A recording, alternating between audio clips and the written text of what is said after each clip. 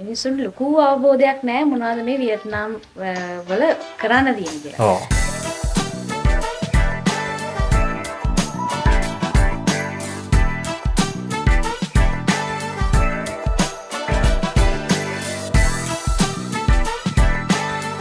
ඔව් දැන් Vietnam tour එක ගැන කතා කරොත් එහෙම දැන් අපේ ලංකාවේ පැසෙන්ජර්ස්ලා ගොඩක් වගේ යනවා මේ හැනොයි වලට.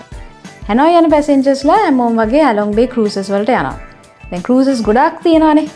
එතකොට මේ අපි සෙඩාඩි හොලිඩේස් එකකින් දෙන ක්‍රූස් එක ගැන අපි පොඩ්ඩක් කියමු. මොකද ගොඩක් කට්ටිය ගැන අහනවා. ඔව් ඒ මහන්න හේතුව තමයි සාමාන්‍යයෙන් ඔය හැලොම්බේ ගත්තාම ක්‍රූසස් තියෙනවා 500කට වඩා. ඔව්. ඉතින් සමහර ඒවා තියෙනවා ඩේ ක්‍රූස්. ඒ කියන්නේ ඒවා උදේ ගිහිල්ලා හවස ආයෙමත් එනවා. එතකොට සමහර ඒවා දෙන ඕවර්නයිට්. එතකොට ඒවත් කැටගරි තියෙනවා 3 ස්ටාර් 4 ස්ටාර් 5 ස්ටාර් 6 ස්ටාර් කියලා ස්ටාර් කැටගරිස් වලට වෙන් වෙනවා. දැන් ඔය එහෙම වෙන් වුණත් ගොඩක් ඒවට ඉන ඒවා ගොඩක් දැන් පරණයි. කියන්නේ අපි ඉස්සර දැන් අවුරුදු 10කට විතර කලින් වියට්නාම් යනකොට තිබුණ ඒවත් තාමත් තියෙනවා. ඒත් එක්කම තියෙනවා අර මේ 2023 විතර පස්සේ ආපු සෙට් එකකුත් තියෙනවා. ඉතින් යොට් ටයිප් එකේ තියෙන ක්‍රූස්. ඉතින් ඒවා සාමාන්‍යයෙන් තියෙන 10ක් 15ක් තමයි. ඉතින් වැඩි නෑ. යනකොට පේනවා ඉතින් දැන් අපි හැමෝම යනකොට ඒක පේනවා. ඉතින් අපි ගන්නේ සාමාන්‍යයෙන් අර යොට් ටයිප් එකේ ක්‍රූස් තමයි අපි පාවිච්චි කරන්නේ. ඉතින් ඒවා සාමාන්‍යයෙන් 5 ස්ටාර් ඉඳන් 6 ස්ටාර් ඒ කැටගරි දෙකේම තියෙනවා. දැන් ඔය සාමාන්‍ය ඩෝරියා කැලිස්ටා එක ඊට පස්සේ ඩියානා ඔය වගේ ක්‍රූස් තමයි අපි පාවිච්චි කරන්නේ සාමාන්‍යයෙන් අපේ වට. ඉතින් දැන් යනකොට වියට්නාම් යනකොට විශේෂ දෙයක් තමයි ඔය ක්‍රූස් එක. මොකද ඒකේ අපි රාත්‍රියක් රැයක් ඉන්නවා. ඒතර ඒකේ දෙන අර දැන් ඔය අලුත් ක්‍රූස් ඔක්කොම දෙන්නේ අර නිකන් 5 ස්ටාර් හොටෙල් එකක දෙන අර 7 කෝස් මෙනු එකක් ඒ වගේ වැඩි නෑ. ඒකට අර ඒ වගේ හොඳ රූම්ස් අලුත් මේ ඔක්කොම තියෙන ඒ විදිහට තමයි තියෙන්නේ. කායකින් එහෙමත් යන්න පුළුවන්. කායකින් ඒ ඇක්ටිවිටීස් ටික නම් ගොඩක් වෙලාට එකම තමයි. අර ක්‍රූස් එකේ තියෙන මේ අසුව පහසුව ඒකේ තියෙන අර අලුත් නැවුම් ගති ඔක්කොම අර ක්‍රූස් වල තියෙන අරවට ගියාම තේරෙනවා ඒවා පරණ ඒවා කියලා. ඒක දෙකම ඉතින් වෙනස තේරෙනවා යන අයට. ඔව්. ඉතින් දැන් සමහර වෙලාවට දැන් අපි දැන් සෝෂල් මීඩියා එකේ එහෙම දානවා පෝස්ට් දානවා. ඒතර වියට්නාම් ගැන කියනවා. හැබැයි දැන් මිනිස්සුන්ට ලොකු අවබෝධයක් නැහැ මොනවද මේ වියට්නාම් වල කරන්න තියෙන්නේ කියලා. ඔව්. දැන් අපි ප්‍රසන්ටේෂන්ස් උත් කරනවානේ. අපි දැන් කෝල් එකක් දීලා ඔක්කොම විස්තරත් කියලා ඊට නිත්‍යවල ප්‍රසන්ටේෂන්ස් ඔක්කොම කරලා ඔව්. ඒත් තාම ලොකු අවබෝධයක් නැහැ. දැන් යනකම් මොනවද ඒගොල්ලන්ට මේ එක්ස්පෙක්ට් කරන්න පුළුවන්. ඒ කියන්නේ බලන්න තියෙන දේවල් ගැනද විශේෂයෙන්ම අහන්නේ. ඔව්. දැන් බලන්න තියෙනවා කිව්වම ඔය වියට්නාම කියන්නේ ටිකක් ලොකු රටක්. සාමාන්‍ය අපි පාවිච්චි කරන අර S අකුර හැඩයට ඔහම උඩ ඉඳන් පල්ලෙහාටම අපි සාමාන්‍ය සමහර අපේ දවස් 10ට ඔය එක උඩ ඉඳන් පල්ලෙහාටම කව වෙනවා. ඔව්. එතකොට සාමාන්‍යයෙන් කොටස් 3කට බෙදුවොත් ඔක උතුර මධ්‍යම සහ දකුණ හැටියට. ඉතින් එහෙම බෙදලා තමයි අපි සාමාන්‍යයෙන් ඔය ටුවර් එක කරන්නේ. රෝකෙදී විශේෂයෙන්ම උතුර කියන්නේ හැනොයි. ප්‍රධාන ඒ කියන්නේ වියට්නාමයේ අගනුවර හැනොයි. ඒ වගේම උතුරු පැත්තේ තියෙන ප්‍රධාන නගරෙත් හැනොයි. ඉතින් හැනොයි වලට විශේෂයෙන්ම අපි යන්නේ එකක් තමයි ඔය හැලොම්බේ යන්න ළඟම හැනොයි ඉඳන්. ඒ වගේම සාපා, නින්බින් ඒ ඔක්කොනම හැනොයි ඉඳන් තමයි ළඟ. ඉතින් හැනොයි වල ටිකක් අපි අපේ ටුවර්ස් වල කාලෙත් පොඩ්ඩක් වැඩි අනිත් නගර වලට වඩා.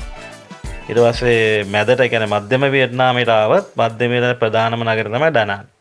ඩනාන් සිටි එකේ ඉඳන් තමයි අනිත් තැන් වලට යන්නේ. හොයන් කියලා තියෙනවා පෞරාණික නගරය. ඔව් පෞරාණික නගරයක්. ඊට පස්සේ අර තියෙනවා දිගම ඒ කියන්නේ ලෝකේ non stop දිගම කේබල් කාර් රයිඩ් එක තියෙන්නේ බනා හිල්ස් කියලා තියෙනවා.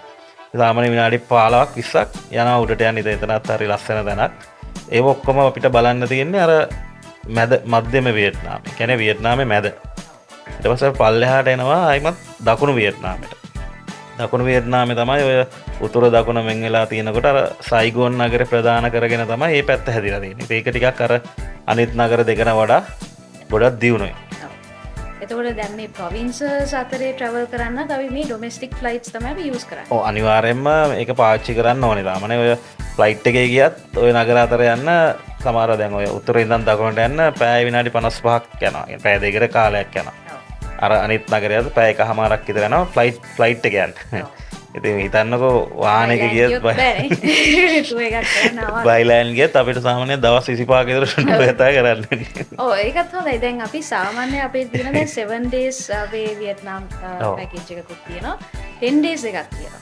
ඒතොර ඒක ගැනත් අපි පොඩ්ඩක් කතා කරමු. ඔව් ඒක ඇත්තටම අරක 10 days කරලා තියෙන්නේ සාමාන්‍යයෙන් ඔය නගර තුන ඒ කියන්නේ ප්‍රධාන පළායක ඒවා තුනටම යනවා නම් අනිවාර්යෙන් දවස් 10ක්වත් අඩුම ඕනේ. ඇත්තටම දවස් 10 වුණත් අර අපිත් එක ගියා අය දන්නවා අපි ඒ ටික හිමීට බලාගෙන යනවා. දැන් ওই දවස් 7න් අපිට කරන්න පුළුවන් දෙකක් විතරයි. තුනම කරන්න බෑ. ඒ නිසා තමයි ඔය දවස් 7කට සහ 10කට කියලා දෙයකට කඩලා තියෙන්නේ මේ අපේ ටුවර්ස්.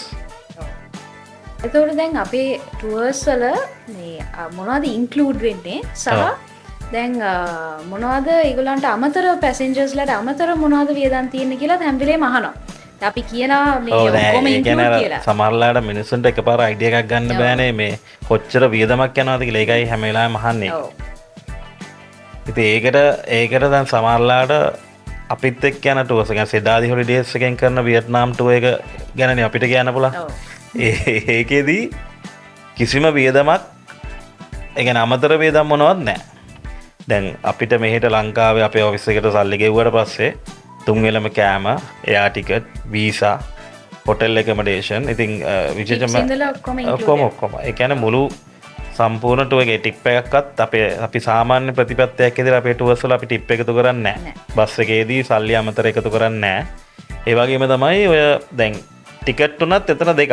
එකක් ඉන්ටර්නැෂනල් ටිකට් එක, එකක් ඩොමස්ටික් ටිකට්. ඊට පස්සේ අපි සාමාන්‍යයෙන් අපේ වියට්නාම් ටුවර්ස් වල පාවිච්චි කරන්නේ 4 star හොටෙල් විතරයි. ඉතින් ඒ වගේ අර දැන් ඕක සරලව කිව්වොත් shopping කරන්න විතර සල්ලි අරන් ආවත් ඇති. අනිත් ඒවා ඔක්කොම ගව වෙනවා. එතකොට දැන් shopping වලත් ගොඩක් පැසෙන්ජර්ස්ලාට ප්‍රශ්න තියෙනවා. ඒ කියන්නේ දැන් මොන වගේ ලොකේෂන්ස් වලටද යන්නේ සහ අපි දැන් මේ ටුවර්ස් යන තැන්වල shopping කරන්න තියනවාද? තියෙනවා. දැන් ඔය නගර තුනම ගත්තත් තුනේම ටික ටික shopping කරගන්න පුළුවන්. විශේෂයෙන්ම දැන් හැනෝයි වල shopping කරන්න වෙනම ඒරියා එකක් තියෙනවා. ඊට පස්සේ ඔය දනාන් වල නයිට් මාකට් එක තියෙනවා. ඊට පස්සේ ඔය හෝ චි මින් සිටි එකේ බෙන්තාන් මාකට් එක තියෙනවා. ඒ වගේ විශේෂම shopping කරන්න කියලා තැනුත් තියෙනවා. සහ ඒවට අපි වෙලාවත් වෙන් කරනවා. හැබැයි වියට්නාමේ තියෙන සමා ගොඩක් ඒවා වියට්නාමේ හදන ඒවා තියෙනවා. ඒ වගේම චීනි හදන ඒවාත් තියෙනවා. ඒ විදිහට තමයි shopping කතාව යන්නේ. ඔව්. එතකොට මේ දැන් අපි ටුවර්ස් කරද්දී දැන් සමහර වෙලාවට මේ දැන් රටේ තියෙන ප්‍රශ්නත් එක්ක නැත්තම් ගොඩක් කට්ටිය කතා කරලා අහනවා මේ පිරුන් නැත්තම් ඔයගලන් ගෲප් එක ෆිල්ලුන් නැත්තම් ඒත් අපි යනවාද කියලා. එතකොට මේ අපි දැන් කවදාත් එහෙම නවත්තලා නැහැ. මොනවද කියන්න පුළුවන්. දැන් ඇත්තටම අපි මේ දක්වා කරපු එකටුව එකක්වත් සෙනග නැතුව නවත්තලා නැහැ. සෙනග පිරෙනවා සාමාන්‍ය එක පිරෙනවා. හැබැයි සෙනග නැතුව නවත්තලා නැහැ.